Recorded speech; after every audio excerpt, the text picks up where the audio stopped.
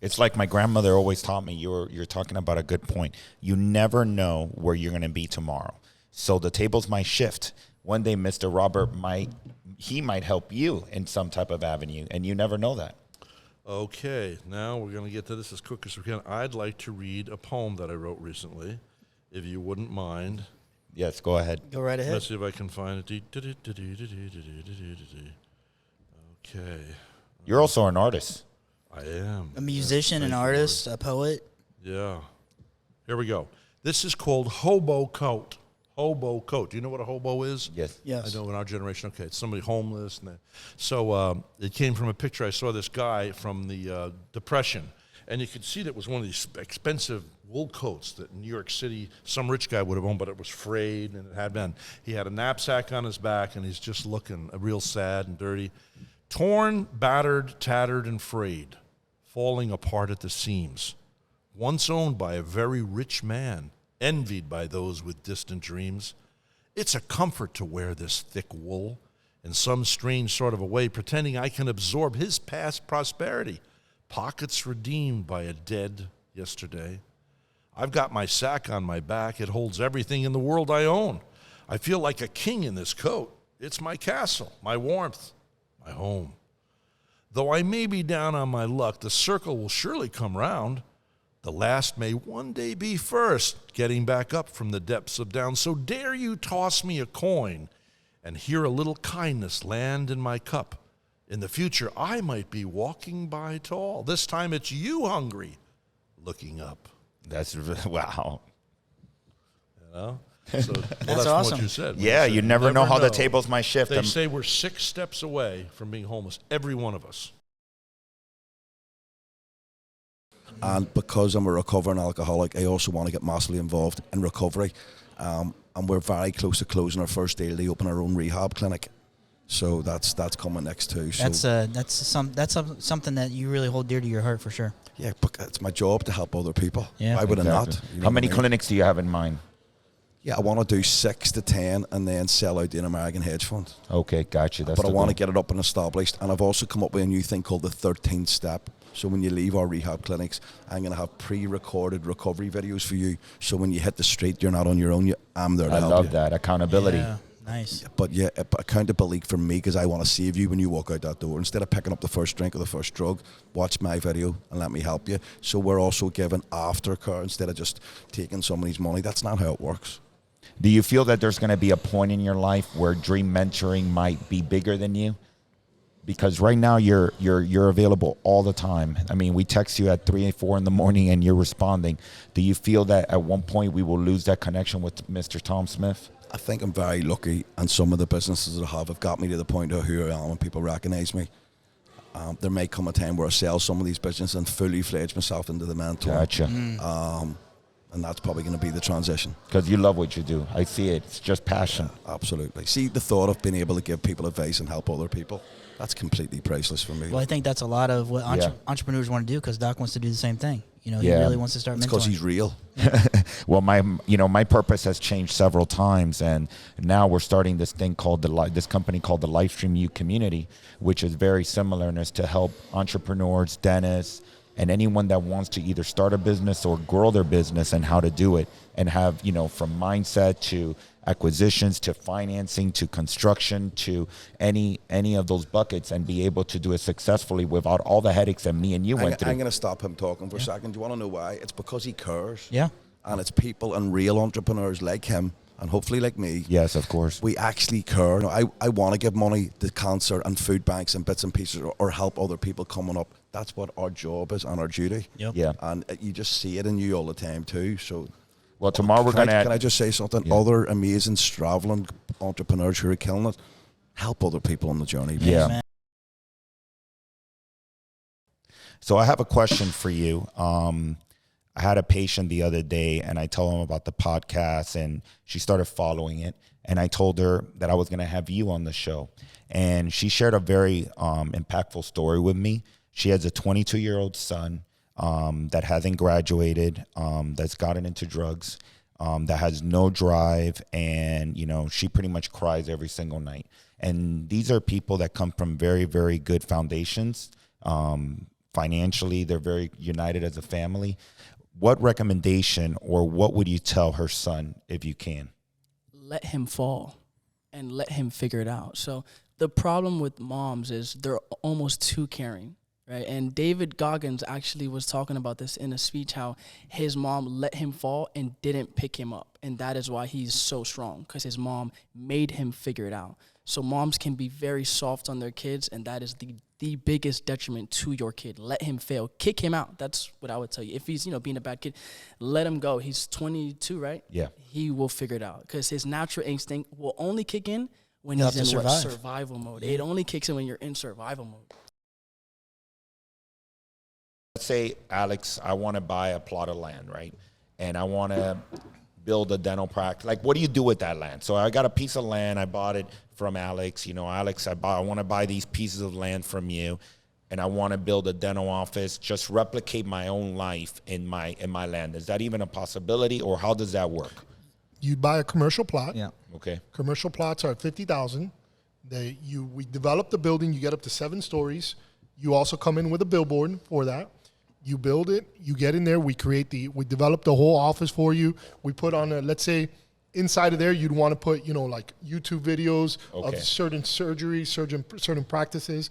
You'd probably put NFTs of how, this will cost you, this special is $5,000 for, your front, your upper top, your bottom, a cleaning, whatever it is. Okay. And then, somebody's going in there, they're shopping, boom, they buy this, and then they redeem it with you in real life. In real life, okay. In real life. All right. So, all right. Yeah, so, think about it. You're going to grab an audience that you didn't grab, you weren't able to get before. You're going to be sleeping, and somebody's going to be buying that, package. For me, it's like there's nothing that makes me prouder than seeing something that either I built or I worked on or I devoted my time to grow. So when I built these relationships with my employees, because like I said last time, one of my most important factors is building relationships. Yep. When I see people that I can help them change their lives, like that makes me so happy. That makes me happier than if you give me like a gift, for example. That's awesome. Just seeing how I can transform somebody's life by giving them my efforts and my energy and coaching them and mentoring them. I think that's awesome. There's an interesting example I just thought of when I was interviewing for the Benco position. The question was asked, what are you most proud of? And I should have said awards, right? But I forgot about those. And I said, honestly, helping people grow their career. That is the most rewarding thing. And it makes you feel like you're successful, right? You can't equate a dollar to it. And a word doesn't matter. Yeah. It's a feeling that I get that cannot be replicated any other way. And I believe so we have per diem coaches on our team. So it's like their side hustle sort of thing, if that makes sense. So they're just per diem. But what I do is I build a bench of excellent, outstanding coaches. And then when I grow, guess what happens? One of those grow. And they come with me. And so I'm building this empire. I don't get headcount, so I force it. The KJ I force empire. it, under the Benco umbrella. That's what I'm doing. And I'm sure my boss knows this, but that's what I'm doing. And we have an incredible team and an incredible reputation. One was like you got that moment that you were just like sitting somewhere in a park in a beach and you were like trading and you were like, I can't believe I just did this. I think the moment hit me when I was working multiple different jobs. And I was like, I made more in a day than I made in the whole week of working 3 jobs combined. And I was like, I'm in the wrong vehicle. Like we kind of talked about that Honda Civic. It wasn't that I was doing anything wrong. I was just in the wrong vehicle. So many people are in the wrong vehicle and they're wondering, why am I not successful? It's not you. It's really not you. It's not that you don't know what you want. It's not that you're not a hard worker. You're in the wrong vehicle. And I'm not saying what I do is the right vehicle. I'm saying what you're currently doing, if it's not going to give you what you want out of life, then you got to make a change. Yeah, I don't think people really sit there and say, what do I want out of life? They don't. They just wake up and they're programmed. They're programmed. And that's the thing I talked about. You got to rewire your brain to think the way you want to think. Find challenges. Challenge yourself to grow. And challenges are hard. Because challenges obviously challenge people. Are uncomfortable. Are uncomfortable. And if you don't challenge, especially in your relationship, how are you supposed to grow, all around? If you don't challenge your partner or your partner doesn't challenge you get try to stagnant. make you a better version of yourself. Yeah, and then that's something I'm really, really big on is that my partner's got to challenge me and I got to be able to challenge her. At the time, I had an Italian restaurant. And it was during the economic downturn, and we looked at probably 100 different restaurants. It was a restaurant on every corner for sale. And I said, no. I go, no, it ain't going to work for you and your family. We had 4 children, and I didn't want him to make a mistake. I mean, because in business, you make a lot of mistakes before you get the benefits. Oh, absolutely. And I don't even want to call them mistakes because they're learning experiences. They're learning experiences because they're learning experiences. So anyway, one day he comes to me and he goes, there's a pizza place and a burger place on every corner. I said, yeah, there is. And I go, he goes, but there's not a donut shop on every corner. And I said, And at that point, Dunkin' Donuts just went public. I bought a bunch of their stock. I knew they were pulling out all their equipment and going to centralized baking, so their donuts were going to be 2, 3, 4, 5 days old. And I said, that's interesting. So we started looking around. Because you have Dunkin' Donuts and then you have Krispy Kreme. Right. And they all decided that they wanted to go in the coffee business at that time. So they were getting out of the donut business. There was no specialty donut shops really to be found. So we looked to open up a shop. We costed everything out, put all the equipment together, and then the bakery guy that sells the equipment said, I have an older lady and gentleman that have a little facility in Jupiter. And, you know, they make 10 dozen donuts a day, and then they go home and they sell them. And so this was turnkey. It was a spot that had the ovens and everything, right? No, it really wasn't set up for production. Okay. But we went in, and he said, you can go in and work with my products. You know, they use my products. You can check them out. So we go in, we work with his products. And one day he says, why don't you just buy this place? So we end up buying the place, remodeled it, changed the recipes, and we went from selling 10 dozen donuts a day to 500 dozen donuts a day. Wow. We had it was crazy. It was unbelievable. We opened at 6 o'clock in the morning. By 9 o'clock, we're out of donuts. Wow. I couldn't figure out a way. Well, we did figure it out. But every day I was going in, how do we make more donuts? How do we make more donuts? It sounds like a Dunkin' commercial, doesn't it? But yeah, how do we make the donuts? This is what I did. We had people from Del Rey. We had people from Wellington driving up 30, 40 minutes. It was so we progressed. We put more equipment in. How many donuts did you have in your menu at that time? 50 different varieties. 50 different varieties. 50 different varieties. So how do you determine how much to produce of each, or you just do the same? Or you measure by ticket sales? We have a production level. We look at what we did the week before. We look at what time we sold out. We look at trends in seasonal trends. Okay. But and you got to have a crystal ball, Doc. I mean, it was easy. Everybody would do it. Amen. So we're busting at the seams. You know, we go from $4,000 a week to $35,000 a week, selling donuts and coffee. Yeah. Think about it. I'm selling fried dough and coffee. It was sweet. Okay, no, that's. You know, Chad's done a lot of traveling too. So, what do you think of Airbnbs, Chad? I mean, I think they're great. I mean, for the investment side, I mean, you can, if you get 60% a year, you know, wow, that's say big. Occupancy. Yeah. If you got 365 days and you get 60%, you can make a lot of money. You know, but hotel, like I look at it from the hotel side, you know, if you're charging average daily rate of $125 and you got a $3,000 mortgage, you can probably make some money. Gotcha. So, I mean, it's all price point and where you're at, location. But it must be, do they help you or support you in any avenue like Airbnb, or they don't? Do they keep a percentage of it, and that's how they make their money? Yeah, there's a massive percentage. But they also hook you up with great insurance, you know, so you basically have to hire the team to run it. Okay. Because if I ran Airbnbs every day and sold luxury real estate, I would not have the time to sell luxury real estate. It just takes up your time. So you hire, you know, a great, you know, team. Would it be like a management? Yeah, like a management company. Yep.